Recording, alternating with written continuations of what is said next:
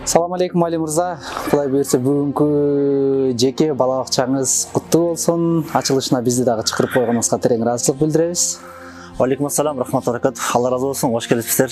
Урматтуу Аманат Медиа YouTube каналынын катталуучулары, эскерте кетсек, Али мырзанын буга чейин умра фирмасын көргөнбүз, балдарга атайын медресени ачканыңызды көргөнбүз. Эми мына ушинтип исламий садик ачып атасыз. Ошол садигиңиз куттуу болсун. Деги эле ушул садик ачуу, демилгеси, ушуну ачуу кандай болуп калган, ошол тууралуу айтып кетсеңиз. Аллах разы болсун баарыңыздардан. Садигибиз боюнча бул садигибиз Замзам мусулман бала бакчасы, мусулманский садик да. Буюрса дарек боюнча эркиндик 181. Бул жакта сабактардан айта турган болсок, сабактарыбыз англисче, орусча, арабча, анан кыргызча мектепке даярдоо. Буюрса ниеттерибиз жакшы. Анын эң негизгиси кече 25 ноябрда президентибиз айтпадыбы? Биздин эң негизги максатыбыз жаштарды жакшы тарбия берүү, акылдуу жаштарды тарбия берүү депчи. Биздин дагы эң негизги максатыбыз бул жерден бир акча табуу эмес, башка бир максат жок. Эң негизгиси Кудайдын ыраазылыгы.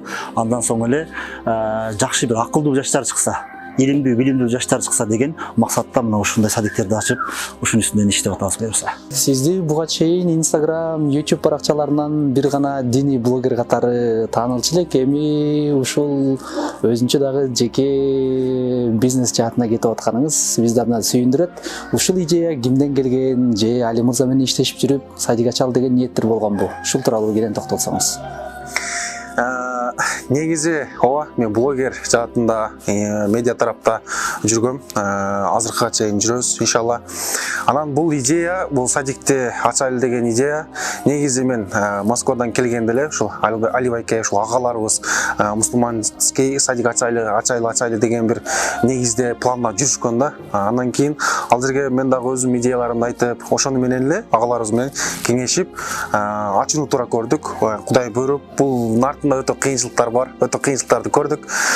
Кудай буйруп, мына бүгүн ачылышы болуп атат иншалла. Кандай конокторду чакырдыңыздар, кимдер келе алат, ушул бүгүнкү ачылышыңыздарга? Бул ачылыш негизгисинен келгенде аябай шашылыш ачылыш болду. Негизи ачылыштын эң негизги коногу биздин экс муфти Максат ажы устазыбыз. Эң негизги коногубуз ушул. Жана башка ушул сыяктуу устаздарыбыз, жана агайларыбыз, байкелерибиз келет иншалла. Бул сиздердин бала бакча башка бала бакчалардан эмнеси менен айырмаланат? Ошол тууралуу айтсаңыз.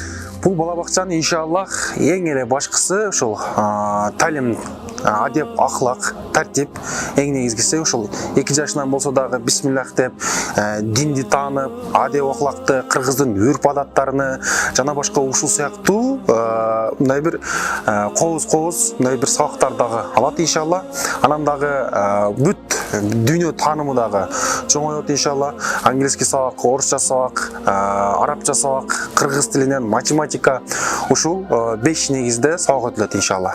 Ушул видеону көргөндөн кийин мен баламды же кызымды берсем деген адамдар болушу мүмкүн. Кайсыл айдан баштап ошол кабыл алуу башталат же азыркы ай толуп калдыбы?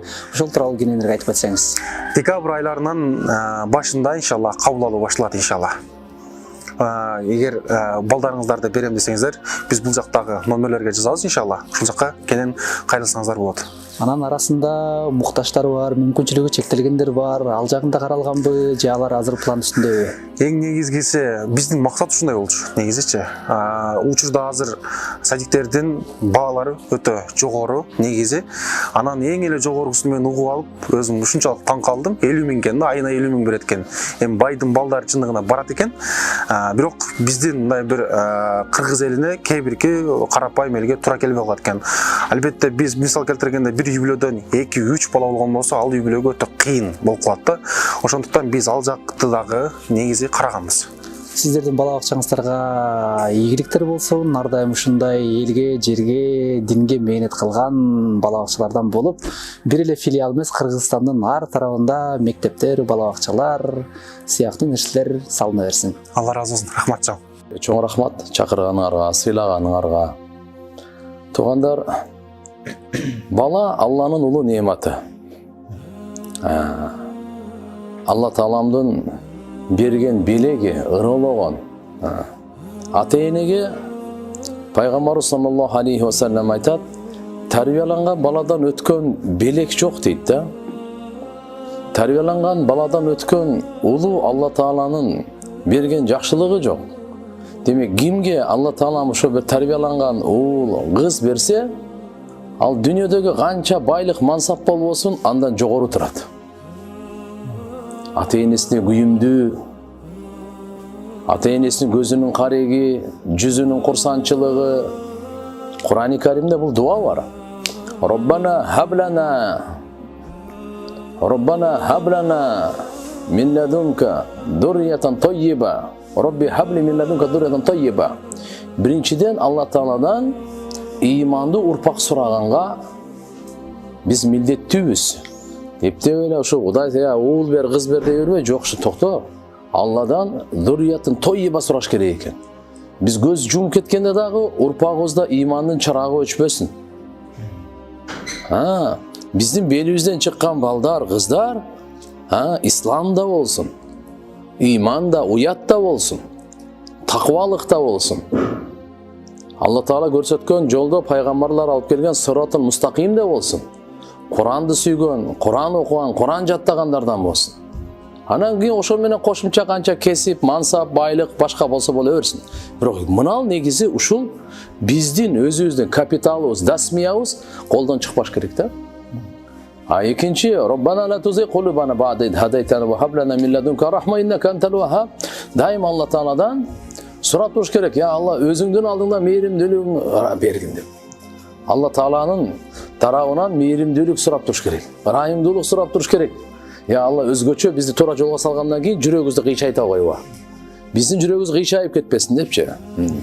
Анан экинчи бул дуа Алла Тааладан мынакей ыймандуу жубай, ыймандуу перзенттерди сураганга Кур'ан-ы Каримде үйрөткөн. Роббана хаблана мин азважина ва дурриятина куррата а'юн ва жа'ална лил муттакина имама. Мына бул аяттын ичинде керемет экен да. Ушунчалык жауһарлар, ушунчалык нур, сырлар бар экен.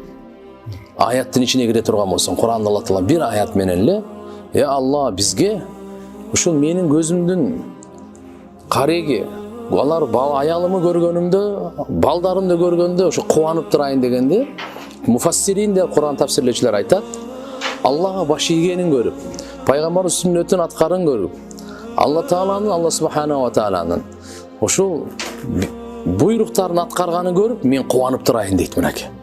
Байлыгын көрүп, мансабын көрүп кубанбай, анын ыйманын көрүп кубанып турайын. Алла Таалага баш ийгенин көргөнүн, ошо балдарымдын алхамдулилла намаз окуганын, балдарым чын сүйлөгөнүн, балдарым адептүүлүгүн, балдардын ата-энесине күйүмдүүлүгүн, алардын алхамдулилла таквалыгын көрүп мен сүйүнөйүн. Менин жүзүм кубансын дейт. Жана мени аларга имам кылып койгон дейт. Ал дегени мен дагы таквалыктан алардан төмөн калып кетпейин. Динден, имандан, уяттуулуктан, ибадаттан төмөн калбайын. Мен алардан жогору болушум керек. Мен аларга үлгү, аларга мен өрнөк болушум керек.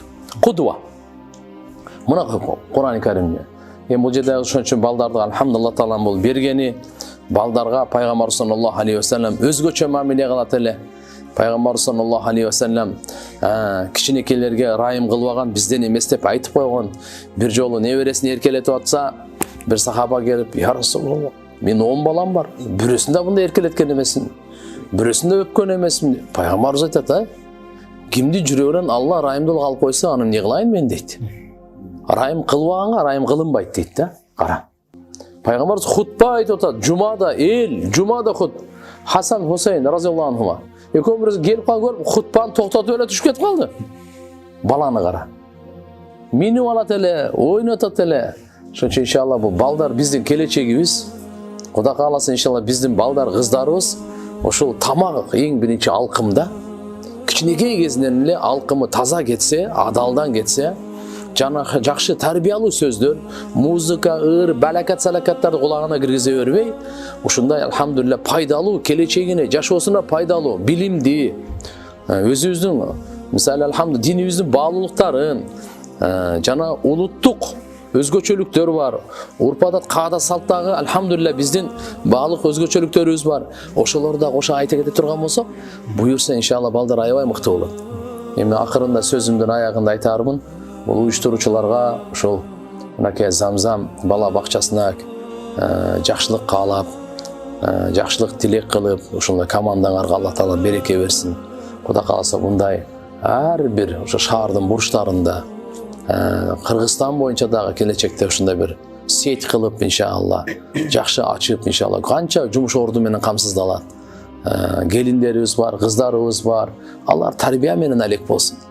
Ушак менен эмес, жала менен эмес, жарым жылаңач болуп денесин көрсөткөн менен эмес, мына балдарды, кыздарды тарбия кылып, өздөрүнүн ыйманын сактап, кийинки муунду, кийинки урпакты ыймандуу, ушундай урпактарды чыгарганга ошолор салым кошто, ошолорго жумуш орду менен камсыздайсыңар силер. Анда иншалла али ийгилик. Дасторконго береке болсун баарыңарга. Алхамдулилlah көрүп жүргөнбүз, таанышып жүргөнбүз, жаратканым Алла таалам ар кандай кырсык, жаман көз, жаман сөздөн сактап, жакшылыктарды ачып, ушул жерде коттап, береке таап, кызмат кылгандарга дагы, балдарын бергендер дагы өтө ыраазы болуп, машаалла, бул жерде тарбиялоочулар дагы өздөрүнүн балдарынан да өткөрө жакшы көрүп, жакшы тарбияларды берип, келечекте ушул машаалла ыймандын булагы болсун, исламдын борбору болсун, бүткүл ааламга жакшылык таркатуучу, билимдүү, ден соолуктуу, ыймандуу, ушул жерде уул кыздарыбыз иншалла өсүп чыкканга Алла таалам өзү жардам берсин. Роббана атина фид дунья хасана ва фил ахирати хасана ва қина азабан. Алла разы болсун. Кана алыңыздар, бисмилlah.